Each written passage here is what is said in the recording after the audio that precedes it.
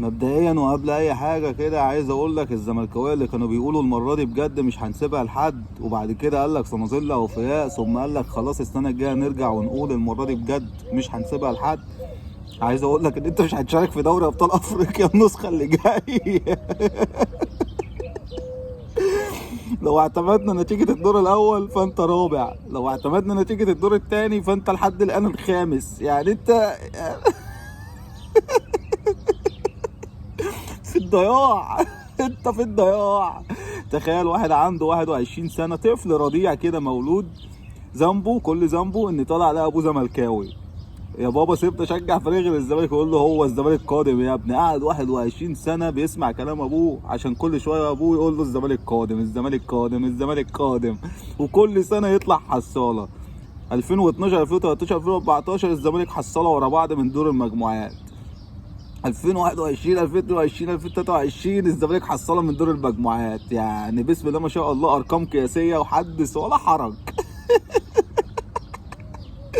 يعني تخيل انت يعني الزمالك دوت لسانه قد كده، ما فيهوش غير لسان. يطلع واحد زي محمد رجب يقول لك احنا بنحب الصعب، الزمالك بيحب الصعب، طب اتبقلش. يطلع اسامه نبيه قال لك مش مهم الدوري احنا مركزين على افريقيا، طب اتبقلش. كلها شعارات بيضحكوا بقى على جمهور الزمالك اللي يا عيني نفسه يشوف فرقته في كاس العالم للانديه، نفسه يشوف فرقته مثلا بتاخد دوري ابطال افريقيا. تخيل بقول لك الطفل مولود لحد النهارده 21 سنه ما شافش فريقه بيتوج بدوري ابطال افريقيا.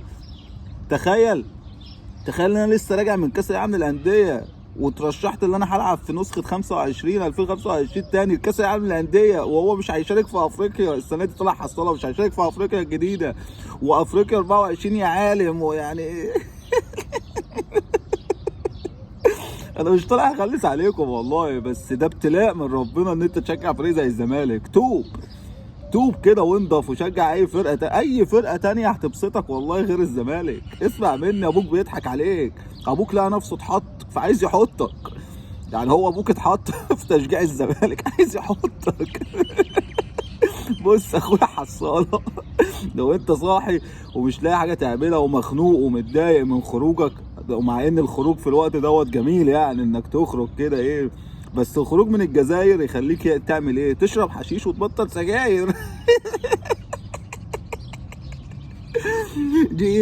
دي علبة سجاير. انساها وانسى خروجك من بلوزداد في الجزائر. اهو يا عم، اهو بص اهي علبة سجاير والله اهي، بص اهي. اكسر علبة السجاير كلها كده، اكسرها بص، ملهاش لازمة والله، ما لها لازمة. اكسر طلع من جيبك علبة السجاير وانت اللي حصل لك من بلوزداد في الجزائر. باي باي.